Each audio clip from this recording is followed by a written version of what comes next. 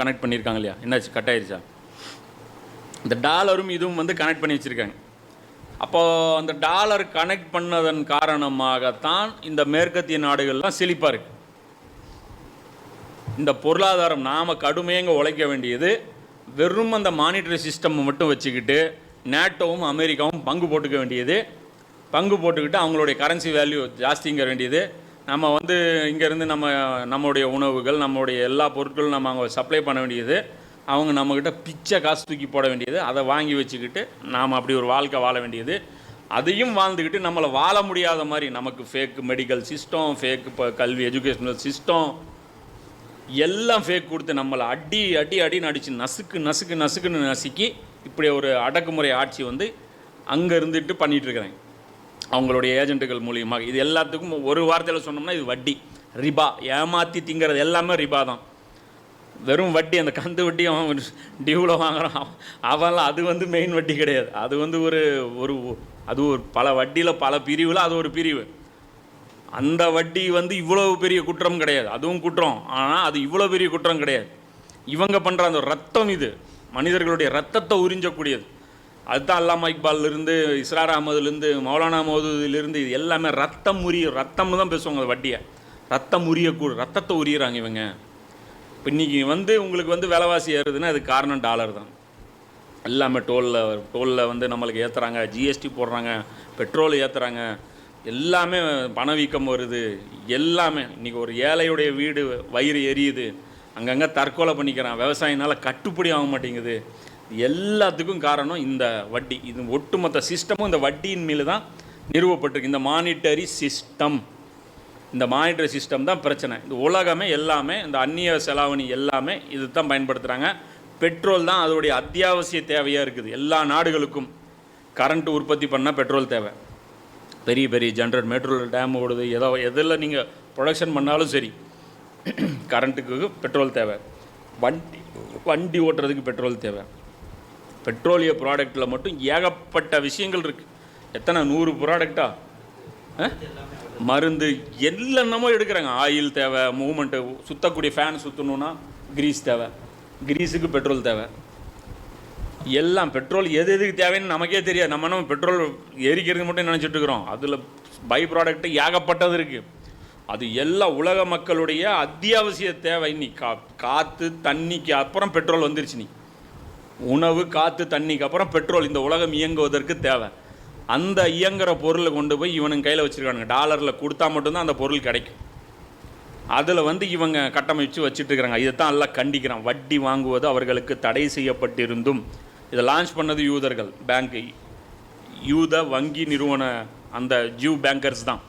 அவர்கள் அதை வாங்கி வந்ததன் காரணமாகவும், தவறான முறையில் அவர்கள் மக்களின் சொத்துக்களை விழுங்கி கொண்டிருந்ததன் காரணமாகவும் இவ்வாறு அவர்களுக்கு தண்டனை வழங்கினோம். இவர்களில் காஃபிரானோருக்கு நோவினை செய்யும் வேதனையையும் நாம் தயார்படுத்தியுள்ளோம்.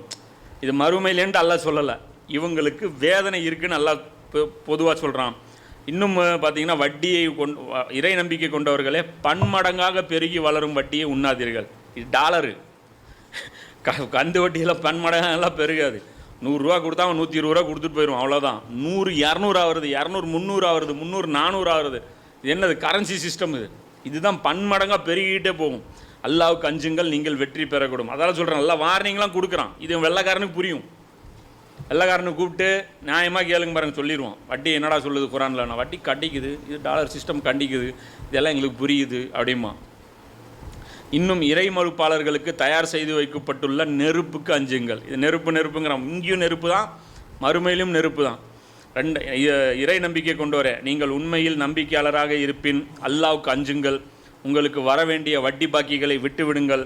ஆனால் இவ்வாறு நீங்கள் செய்யாவிட்டால் அல்லாவிடமிருந்தும் அவனுடைய தூதரிடமிருந்தும் உங்களுக்கு எதிராக போர் அறிவிக்கப்பட்டு விட்டது என்பதை அறிந்து கொள்ளுங்கள். இந்த போர் மல்ஹமா, டிக்ளேர் பண்ணிடுங்க. உங்களுக்கு போர், உங்களுக்கு எதிரான போர்னா மறுமையில் நடக்கும் போர். நம்ம நினச்சிட்டு இருந்தேன்னா மறுமையில் வந்து அல்லாஹ் சண்டை கூப்பிடுவான், எழுப்பி விட்டு. நானே அப்படி தான் விளங்கி வச்சுருந்தேன். போர் பூமியில் தான் நடக்கும். போர் ஒன்று டிக்ளேர் பண்ணி வச்சுங்க. வட்டி வாங்குறீங்களா, உங்களுக்கு போர் இருக்குது. நீங்கள் பாவ மன்னிப்பு கோரி கைவிட்டு விட்டால் உங்களுடைய மூலதனம் உங்களுக்கே உரியது. நீங்கள் அநீதி இழைக்கக்கூடாது, உங்கள் மீதும் அநீதி இழைக்கப்படாது. 2வது அத்தியாயத்தில் 279 வசனம். இப்போ இந்த வட்டியில் வந்து இவ்வளோ பெரிய வேதனை இருக்குன்னு நல்லா சொல்கிறோம். இப்போ என்ன பிரச்சனை ஆச்சு, மல்ஹமா எப்படி ஸ்டார்ட் ஆகும்? இப்போ இந்த வட்டிக்கும் இந்த மேற்கத்திய உலகத்திற்கும் எப்படி இதான் ஸ்மூத்தாக போயிட்டுருக்குல்ல, சரி வாங்கிட்டு தான் இருக்கான். எப்படி சண்டை நடக்கும், போர் எங்கேருந்து நடக்கும்னு பார்த்தீங்கன்னா 2010, 8, 6 வந்து இதோடைய தொடக்கமாயிடுச்சு. இதுதான் ரஷ்யாவுடைய என்ட்ரி. ரஷ்யாவுக்குன்னு ஒரு வரலாறு இருக்குது. ஆரம்பத்தில் இருந்த ரஷ்யா, நபி ஸல்லல்லாஹு அலைஹி வஸல்லம் காலத்தில் இருந்த ரஷ்யா, ரோம், அது வந்து ஆர்த்தடாக்ஸ் கிறிஸ்டியன்கள், அதாவது அந்த கிறிஸ்தவர்களுடைய ஒரிஜினல் கிறிஸ்தவர்கள், தௌஹீதை விளங்கக்கூடிய, தௌஹீதை ஏற்கக்கூடிய கிறிஸ்தவர்கள். அதுக்கப்புறம் அந்த ரஷ்யாவுடைய அந்த எப்படி நமக்கு வந்து பல மாற்றங்கள் இருக்குது, கிலாஃபத்து, மன்னராட்சி, அதுக்கப்புறம் ஓட்டமன் எம்பையரு, அதுக்கப்புறம் இன்றைக்கி இருக்கக்கூடிய அந்த குட்டி குட்டி நாடுகள், இப்படி நாம் பிரிஞ்சு போயிட்டோம்ல. அது மாதிரியும் அதே தான் ரோமுக்கும். ஆரம்பத்தில் அவங்க ஆர்த்தடாக்ஸ் கிறிஸ்டினாக இருந்தாங்க. அதுக்கப்புறம் வந்து ஜாரு அப்படிங்கிற ஒரு மன்னராட்சி ஒன்று வந்திருக்கு, அதுவும் அநியாயக்கார ஆட்சி தான். நம்மளது ஓட்டமன் எம்பையர் எப்படி அநியாயக்கார ஆட்சியோ அதுக்கு ஈக்குவலான அது ஒரு அநியாயக்கார ஆட்சி. அங்கேருந்து அவங்க வந்து கம்யூனிசத்துக்கு வந்தாங்க. நாங்கள் எப்படி இதுக்கு வந்துட்டோம், மதசார்பின்மைக்கு வந்துட்டோம். நம்ம வந்து செக்குலரிசம் வந்தோம்ல, அவங்க கம்யூனிசம் வந்துட்டாங்க. அது ஒரு மோசமான அது ஒரு ஆட்சி. இப்போ இன்றைக்கி வந்து நாம் வந்து இக்காமத்தீன் பேசிகிட்டு இருக்கிறோம், அவங்க நடைமுறைப்படுத்தி ஒரு நாட்டே கொண்டு வந்துட்டாங்க. அவங்க எஸ்கட்டாலஜி படி அது ஒரு இக்காமத்தீன்னு வச்சுங்க. எது ரஷ்யா வந்து பைபிள் படி ஒரு தீன நிலைநாட்டிடுச்சு. இருக்கிற ஓட்டை ஒடிச்சல் வேகத்தை வச்சு அவ்வளோதான் பண்ண முடியும். அவ்வளோதான் இன்ஃபர்மேஷன் இருக்குது. கலப்படமான ஒரு இன்ஃபர்மேஷன் வச்சு என்ன பண்ண முடியும்? அதுவும் வந்து அமெரிக்காவை சேலஞ்ச் பண்ணிருச்சு. என்ன பண்ணிருச்சு, அது வந்துருச்சு. அது அவங்க என்ன பண்ணிட்டாங்க, 1990 கடுமையாக பாடுபட்டாங்க. ஒன்று பிளவுபடலை, உள்ள ஃபிர்கா கிடையாது. ஃபிர்கா இல்லைன்னா எவ்வளோ டெவலப்மெண்ட் பண்ண முடியும்னு பாருங்கள். ஃபிர்கா கிடையாது, எல்லாரும் சேர்ந்து ஒரு இப்போ இன்றைக்கி நம்ம பேசுகிற மாதிரி டிஎன்டிஜே, இன்றைக்கி ஞாயிற்றுக்கிழமை ஒரு பக்கம் இக்காமத்தீன், தப்லீக் ஜமாத்து, எல்லோரும் பேசிட்டுங்க பாருங்கள். இந்த சமுதாயம் வந்து ஸ்டக்குண்டு மேலே வந்துடும். அது ஒன்றும் பெரிய வேலை கிடையாது. எல்லாரும் செய்யக்கூடிய அளவுக்கு இங்கே இந்த டாப்பிக்கில் மட்டும்தான் வேலை இருக்குது. வேறு எங்கே போனீங்கன்னா சண்டை போடுறது தவிர வேறு வேலையே கிடையாது. இக்காமத்தீனில் மட்டும்தான் எல்லாரும் வேலை செய்ய முடியும். அப்போ இதில் வந்து ரஷ்யா என்ன பண்ணிருச்சு, 92க்கு அப்புறம் 92ல் ரஷ்யா சோவியத் யூனியன் உடையுது. அது நாத்திக சிந்தனை கொண்ட நாடு. அது உடஞ்சி சுக்குநூறானதுக்கப்புறம் வெறும் தனி நாடாக, வெறும் ரஷ்யா என்கிற ஒரு நாடாக அது புதுசாக உருவாகுது. அதிலிருந்து நிறைய நாடுகள் பிச்சுக்கிட்டு போனவங்களாம் முஸ்லீம்கள் நிறைய போயிட்டாங்க. ரஷ்யாவில் இஸ்லாமிய தாக்கமும் ஜாஸ்தி. ரஷ்யா இஸ்லாத்திற்கு அந்நியப்பட்ட நாடுலாம் கிடையாது. ரஷ்யாவை ஒட்டி இருக்கக்கூடியது நிறைய இஸ்லாமிய நாடுகள் இருக்குது. கூடுதல் தகவல் சொல்கிறேன், புகாரி இமாம் ரஷ்யாக்காரர். புகாரி இமாமு ரஷ்யாக்காரர். அப்போ அந்த காலத்திலே இஸ்லாம் போயிடுச்சு ரஷ்யாவில். அப்போ வந்து நிறைய முஸ்லீம் இமாமும் நினைக்கிறேன், அவரும் ரஷ்யான்னு நினைக்கிறேன், முஸ்லீம் இமாமும் ரஷ்யான்னு நினைக்கிறேன், சரியாக தெரியல. முஸ்லீம் இமாமா இல்லை திருமதி இமாமோ, இந்த சிஹாய் சித்தாலா 2 இமாம் ரஷ்யாக்காரங்க. அப்போ ரஷ்யா வந்து அந்த காலத்திலே வந்து புகாரியே எழுதியிருக்காருன்னா எவ்வளோ ஈமான் இருக்கணும். இருக்கையில் நாம் இன்னைக்கு தலையில் தூக்கிட்டு கொண்டாடுறோன்னா எவ்வளோ ஈமான் இருக்கணும். அதுக்கு அங்கே முஸ்லீம்களுக்கு வந்து நல்ல மதிப்பு இருக்குது, நல்ல இது இருக்குது. கிட்டத்தட்ட ஒரு சில தகவல் படி 40% இராணுவ வீரர்கள் கூட முஸ்லீம்களாக இருக்கிறாங்க ரஷ்யாவில்னு சொல்லி கேள்விப்பட்டால். அது உண்மையாக போயான்னு தெரியல, செக் பண்ணிங்க. அப்போ இதில் வந்து என்ன ஆகி போச்சுன்னா, ரஷ்யா வந்து டெவலப் ஆகுது. ஃபுல் ஃபோக்கஸ்டாக 1992 எந்த வம்பு துணுப்புக்கும் போகல. கட்டமைப்பு ஃபோக்கஸு நாட்டை வலுப்படுத்துறது. அந்த 92 இவன் ஃபசாது.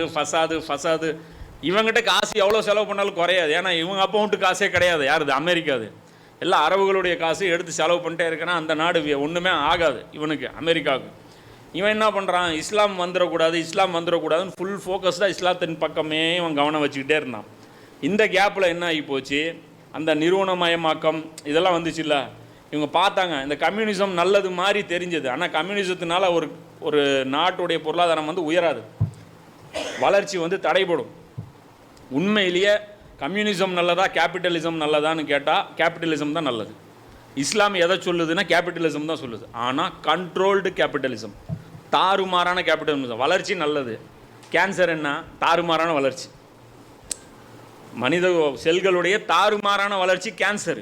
இப்போ கேபிட்டலிசம்ங்கிறது கேன்சர் மாதிரி, இஸ்லாம் சொல்லக்கூடிய கேபிட்டலிசம்ங்கிறது வளர்ச்சி. அது வந்து வீக்கம் கிடையாது. அப்போது இவங்க என்ன பண்ணிட்டாங்கன்னு பார்த்தீங்கன்னா, கம்யூனிசத்தை கழட்டி விட்டுட்டு கேபிட்டலிசமும் ஃபுல்லாக அடாப்ட் பண்ணாமல் ரெண்டுக்கும் நடுவில் ஒரு இடைப்பட்ட ஒரு வழியை ஏற்படுத்திக்கிட்டு டாலரோடவும் பெருசாக ஒன்றும் தொடர்பு வச்சிக்காமல் நாட்டை வளர்ச்சி பாதையில் கொண்டு போகிறதுல மட்டுமே ஃபோக்கஸ் பண்ணி டெவலப் பண்ணிட்டாங்க. இவங்ககிட்ட பொட்டன்ஷியல் இருக்குன்னா இருக்குது. புத்திசாலிகள்னால் புத்திசாலிகள். ஸோ இவங்ககிட்ட அந்த டெக்னாலஜியில் எடுத்துக்கும் போது மேற்கு உலகம் அளவுக்கு புத்திசாலிகள். ஆனால் இவங்க என்ன பண்ணல, ஒழுக்கத்தையும் ஃபாலோ பண்ணிக்கிட்டாங்க. ஆபாசம் இதில் இவங்க போகல. ஆபாசத்தில் நீங்கள் போகலினாலே உங்களுடைய கிராஃப் மேலே இருக்கும். ஒரு நாடு வீணாக போகணும் அப்படின்னு பார்த்தீங்கன்னா அது கூத்து கும்மாலம் இப்படி போச்சுன்னா அவங்க யாருமே உருப்பட மாட்டாங்க.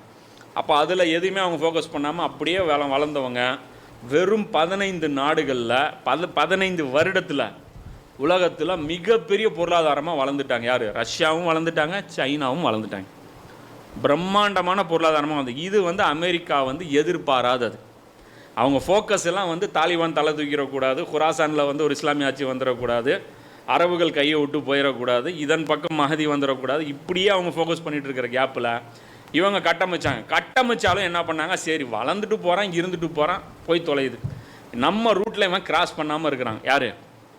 ரஷ்யா நம்ம ரூட்டில் கிராஸ் பண்ணாமல் இருக்குது. அந்த ஏரியாவுக்குள்ளே நீ என்னவோ பெரிய ஆளாக இருந்துட்டு போ, ஒன்றும் பிரச்சனை இல்லை, நம்ம வியாபாரத்துக்கு எந்த பாதிப்பு இல்லை. அப்படிங்கும்போது தான் 2006 மன்மோகன் சிங் பீரியடில் தான் ஒரு புது ஸ்கீம் ரஷ்யா லான்ச் பண்ணுது. அதுக்கு பேர் என்ன? பிரிக்ஸு. BRICS. பியில் பிரேசில், ஆரில் ரஷ்யா, ஐயில் இந்தியா, சியில் சைனா, எஸ்ஸில் சவுத் ஆஃப்ரிக்கா. இந்த எஸ் கூட அப்புறம் அட்டாச் ஆனது. முதல்ல CS BRIC தான் பிரிக்கு, அதுக்கப்புறம் பிரிக்ஸு. இது என்ன பண்ணுச்சுன்னு பார்த்தீங்கன்னா, இந்த கூட்டமைப்பு 2006 லான்ச் பண்ணி நாம் ஏன் டாலரில் வாங்கிட்டு இருக்கிறோம், ஏங்கிட்டையும் பெட்ரோல் இருக்குது, நீ சவுதி பெட்ரோல் வாங்கினா தானே நீ டாலரில் வாங்குற, நான் என் கரன்சி உன் கரன்சி கொடுத்து நான் வாங்கிக்கிறேன், சரி எனக்கு அரிசி ஆகும்போது நான் என்ன பண்ணுறேன், நான் ரஷ்யா காசு கொடுத்து நான் வாங்கிக்கிறேன், நீ என்ன பண்ணு சைனாட்டிருந்து மொபைல் வாங்குறியா, நீ மொபைல் வாங்கும்போது சைனாட்டிருந்து நீ உன் காசு கொடுத்து வாங்கிக்கோ, பெட்ரோல் வேணுங்கும்போது சைனா கரன்சி கூட நான் மாற்றிக்கிறேன், நம்ம 4 பேருக்குள்ளே ஒரு அக்ரிமெண்ட் இருக்கலாம்.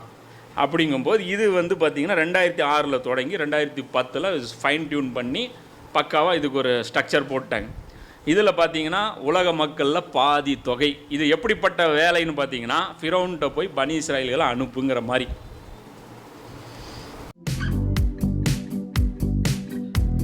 Get dairy, bread, eggs and more delivered to your doorstep on Instagram. அனுப்புங்கிற மாதிரி.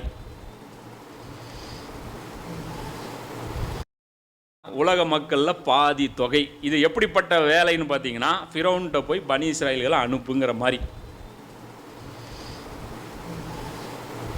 பனி இஸ்ராயல்களை அனுப்பிடு, நாங்கள் போய் நிம்மதியாக ஒரு பக்கம் வாழ்ந்துக்கிறோம் அப்படின்னா, அப்புறம் ப்ரைவேட் யார் உங்கள் அப்பனா கட்டுவோம் கேட்பாங்க. அப்போல்லாம் எங்களெல்லாம் உழைச்சி சாப்பிட சொல்கிறீங்களா பிளட்டி பெக்கர்ஸ், நீங்கள் பாட்டுக்கு தனியாக போயிட்டீங்கன்னா அப்புறம் இந்தியாவிலேருந்து எங்களுக்கு மீன் விற்பீங்களா, அப்புறம் நாங்கள் வஞ்சர மீன் எப்போ சாப்பிட்றது அவன் கேட்பான்ல. ஃபஸ்ட்டு குவாலிட்டி அவன் பாட்டுக்கு டைகர் இறால் நீ பாட்டுக்கு தின்னுட்டு போயிடுவேன், அப்புறம் எங்களுக்கு என்னடா பண்ணுறது, எங்கள் ஊரில் ஒன்றும் விளையாது, நாங்கள்லாம் ரொம்ப பணக்கார நாடுகள்னு உங்களுக்கு தெரியாது, நாங்கள்லாம் எப்படா திடீர்னு உழைச்சி சாப்பிட சொன்னால் நாங்கள் எங்கடா போவோம், 400 வருஷமாக உழைக்காமலே திருடி தின்னு வாழ்ந்துட்டோம். இந்த பார்த்திங்கன்னா உலக மக்களில் பாதி தொகை. உலக பொருளாதாரத்தில் 57% பொருளாதாரம் இந்த 3 நாடு 5 நாடுகளுடைய பொருளாதாரம். அந்த கணக்குப்படி 2012 கணக்குப்படி 30 ட்ரில்லியன் அமெரிக்கன் டாலரில் 18 ட்ரில்லியன் பொருளாதாரம் இவங்களது. யாருது? இந்த பிரிக் உடையது. இந்த அபிரியண்டு போட்டவுடனே ஆட்டங்கண்டு அது போகும்போது தான் 5 நாடுகளும் டாலர் இல்லாமல் வர்த்தகம் பண்ணிக்கலாம். இப்போ நமக்கு சைனாவில் தானே எல்லாம் வருது. சைனா டாலர் இல்லாமல் நம்ம கொடுத்தோம்னா நம்ம பொருளாதாரம் எங்கே போயிருமே. சைனாவுடைய கரன்சியில் நம்ம டிரான்சாக்ஷன் இந்தியன் கரன்சியில் பண்ணோம். அப்போ இதுக்கு ஹெட்டு இது ரஷ்யா. இதில் தான் இவங்க என்ன பண்ணாங்க, அப்போ தான் தாலிபான் விட்டுட்டு இந்த பக்கம் வராங்க.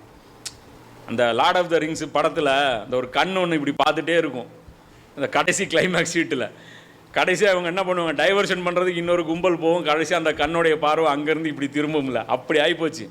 15 வருஷம் 20 வருஷமாக தாலிபான்களையும் ஈராக்கையும் இங்கேயும் ஃபோக்கஸ் பண்ணிட்டு இருந்தவங்க அப்புறம் தான் பார்க்குறாங்கட்டு, என்னடா எங்கள் ஸ்ட்ரக்சரை உடைக்கிறீங்க, இவங்களால் சகிச்சிக்கவே முடியாது, இது போர் நடந்தே தீரும். அதான் சொல்கிறேன் இல்லைங்க, ரஷ்யா அடிபணியாது, சைனா அடிபணியாது, இப்போ போர் இது நடந்தே நடக்க வேண்டிய ஒரு காரியம், அதை நோக்கி போயிட்டுருக்கு. இப்போ இவங்க 2 பேரும் கையை மீறி போயிட்டாங்க, இவங்களை உழைச்சி சாப்பிட சொல்கிறாங்க. இப்போ இவங்க கஷ்டத்துக்கு வந்துடுவாங்க, இவங்களால் முடியாது. இது இல்லாமல் ஜென்ம பகை ஒரு பக்கம், எது மத ரீதியான பகை, அதுதான் சொன்னல, கிறிஸ்தவ மத ரீதியான ஒரு பகை.